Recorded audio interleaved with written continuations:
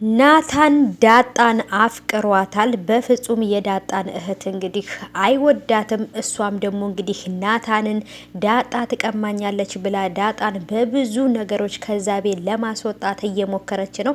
አሁንም ቢሆን ወርቁን ሰርቃ ዳጣ ናት ይሄን ነገር ያደረገችው ብላ ያለችው።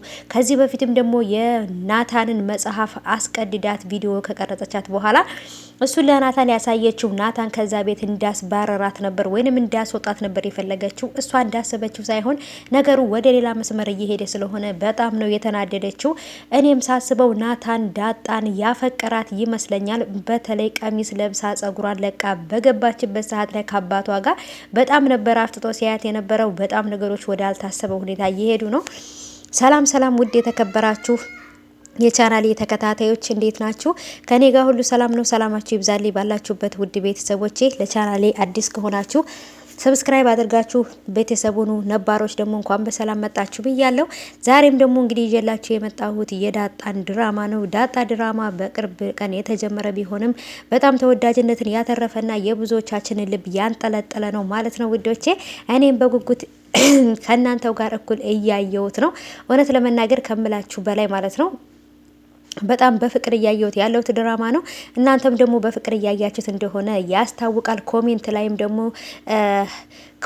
ደግሞ ከዳጣ ጋራ መጎስ አብሮ ከዳጣ ጋር መሆን አለበት። የዳጣ ድራማ ላይ መጎስ መቀላቀል አለበት። ምክንያቱም መጎስ ዳጣ ቤተሰቦቿን እንድታገኝ ብዙ ለፍቷል፣ ብዙ ደክሟል። ስለዚህ መጎስ መምጣት አለበት፣ መጎስ ይቀላቀል እያላችሁ ነው። ዳጣ ድራማ ላይ መጎስ መቀላቀል አለበት ብዬ አስባለሁ። ይሄም ብዙ ኮሜንት ላይ እያየሁት ያለሁት ነገር ነው እና መጎስ ይቀላቀል እያላችሁ ነው። መጎስ ይመጣል ብዬ ተስፋ አደርጋለሁ ይሄኛውን ድራማ ከጨረሰ በኋላ እና ውዶቼ፣ ወደ መሀል ላይ እርግጠኛ ነኝ ታመሰግነዋለች። ከአባቴ ጋር አገናኝተኸኛል፣ ይሄ ሁሉ ሀሳብ ያንተ ሀሳብ ነው፣ እኔ ቤተሰቦችን የማግኘት ሀሳብ የለኝም ነበር ብላ እሱም ጋር እንግዲህ አሪፍ ወዳጅነት እናንተ ሊኖራቸዋል ብዬ አስባለሁ። ዳጣና መጎስ ማለት ነው። ዳጣ እዛ ቤት እንድትባረር የፈለገችው የዳጣ እህቷ ማለት ነው እንግዲህ ናታንን ስለምታፈቅረው ነው ማለት ነው። ናታን ደግሞ የሚያፈቅረው እኔ እንዳየሁት ከሆነ በደንብ አይታችሁት ከሆነ ናታን ዳጣን ወዷታል ብዬ አስባለሁ። ምክንያቱም ዳጣን ሲያያት የሚያሳየው ነገር በተለይ ከአባትየው ጋር ቀሚስ ለብሳ ጸጉሯን ተተኩሳ ስትመጣ ያየበት አስተያየት ሀ ብሎ ነበር አፉን ከፍቶ የቀረው ማለት ነው። በቃ ከመደንገጡ የተነሳ ማለት ነው። ይሄም ነገር ሁሉ ምንድነው እንግዲህ በጣም በፍቅሯ ጠብ ብሏል ብዬ አስባለሁ ማለት ነው።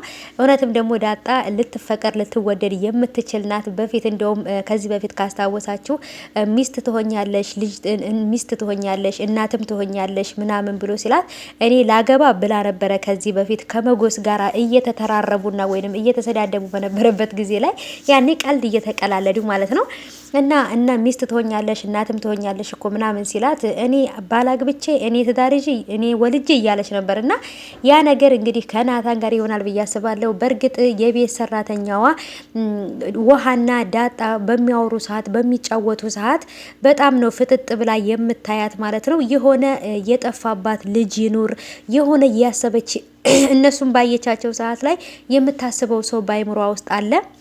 ያም ነገር እንግዲህ የጠፋችባት ልጅ ትኖራት ይሆን? ድንገት ልጅ ትሆናለች ብላ ዳጣን አስባ ይሆን? ምንድነው ምክንያቱ?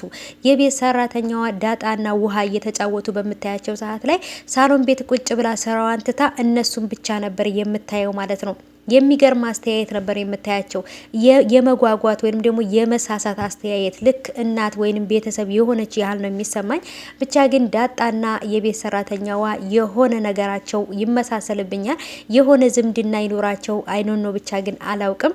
እና ብቻ ግን ዳጣ ከዚህ ልጅ ጋራ አንድ ላይ ከናታን ጋራ ከሆነች እህቲቱ ማበዷ ነው ማለት ነው። ምክንያቱም ወርቅ ሰርቃ የዳጣ ክፍል ውስጥ አድርጋ ሻንጣዋ ውስጥ አድርጋ ያላት ልብስ ጋር አድርጋባት ማለት ነው። ይሄ ሁሉ ነገር የሆነው እንግዲህ ከናታን ጋራ እንድትጣላ ስለፈለገች እና ከቤት እንድትወጣ ስለፈለገች ነው ማለት ነው። ይሄ ሁሉ ነገር በእርግጥ ይችኛቱ ልጅቷ በጭራሽ የወንድ ልጅ ሊወደው የሚችለው ጸባይ አይደለም ያላት። በጣም ተነጫናጭና ሞልቃቃ ናት።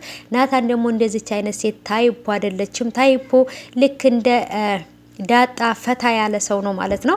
እና ወዶቼ ናታን ዳጣን ያፈቀራት ይመስለኛል። እናንተስ ደግሞ ምን ትላላችሁ? ዳጣን በእርግጥ አሁን ላይ አለባበሷ በጣም ብዙዎቻችሁን ያስደነቀ ነበር። አለባበሷ ከዚህ በፊት እኮ ቀሚስ ለብሳ የምታውቅ አትመስልም። ሱሪ ስትለብስ ቀሚስ ስትለብስ የሚያስጠላባት ነበር የሚመስለን ያላችሁ አላችሁ። አለባበሷ አዘናነጧ ምናምን በጣም ነው የምታምረው። የጎዳና ልጅ ራሱ አትመስልም። ኦ ማይ ጋድ ልትፈቀርም የሚገባት ልጅ ናት ብዬ አስባለሁ።